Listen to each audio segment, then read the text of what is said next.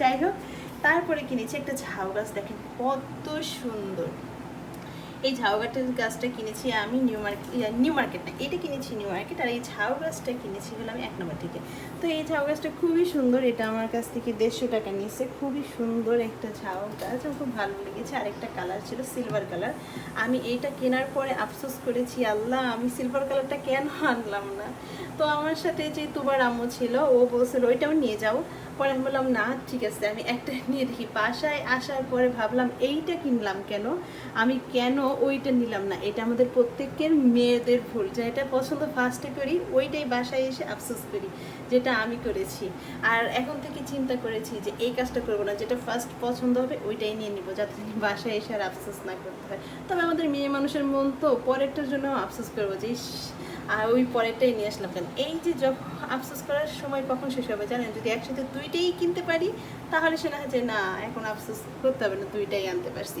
এই যাই হোক, এখন যেটা বলবো আর আজকের যেটা প্রশ্ন থাকবে আপনাদের কাছে, এই যে আমার সুন্দর পছন্দের একটা গাছ, এই গাছটা মানে আমাকে আমার আপু গিফট করেছে।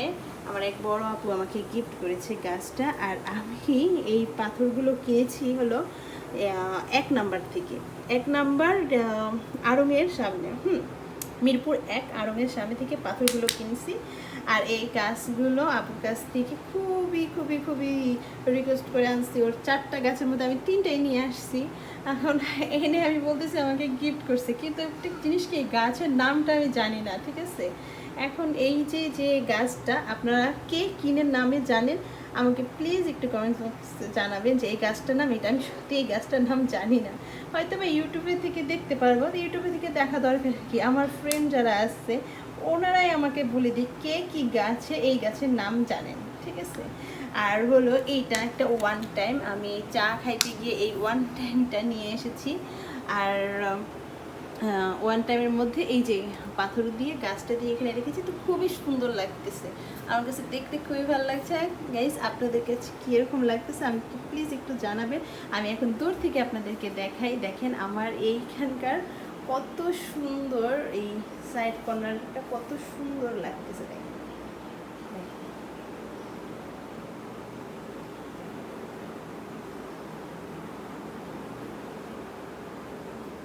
সো গাইস আর বাড়াবো না, ভিডিওটা অনেক বড় হয়ে যাচ্ছে। সাধারণত আমরা কেউ চাই না এত ধৈর্য ধরে ভিডিও দেখার, মানে মানে দেখি যা আমিও নিজে পছন্দ করি না। তবে মানে যে আমার এই ভিডিওগুলো দেখতেছেন তাদেরকে অসংখ্য ধন্যবাদ, কারণ এত কষ্ট করে আমার এই কথা আর আমার এই গাছ, আমার এই বানানোর সাইড কর্নার ধৈর্য ধরে দেখার জন্য, ঠিক আছে। তাহলে যাই হোক, আমি আর কথা বাড়াবো না, এখন এই পর্যন্তই। প্লিজ আমাকে একটু কমেন্টস বক্সে কমেন্টস করে জানাবেন যে আমার এই গাছটার নাম কি।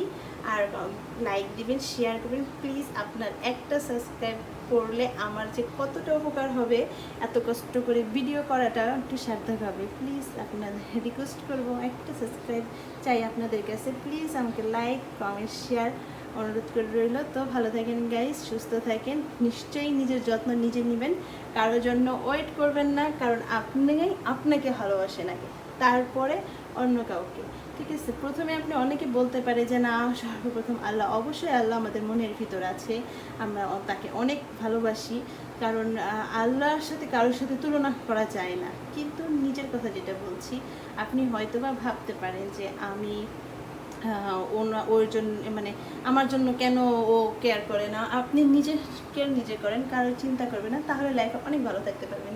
সো অনেক কথা শুধু বলি, শেষ করবো কিন্তু শেষ করতে পারতেছি না, কথা শুধু বেড়েই যায় কেন জানি।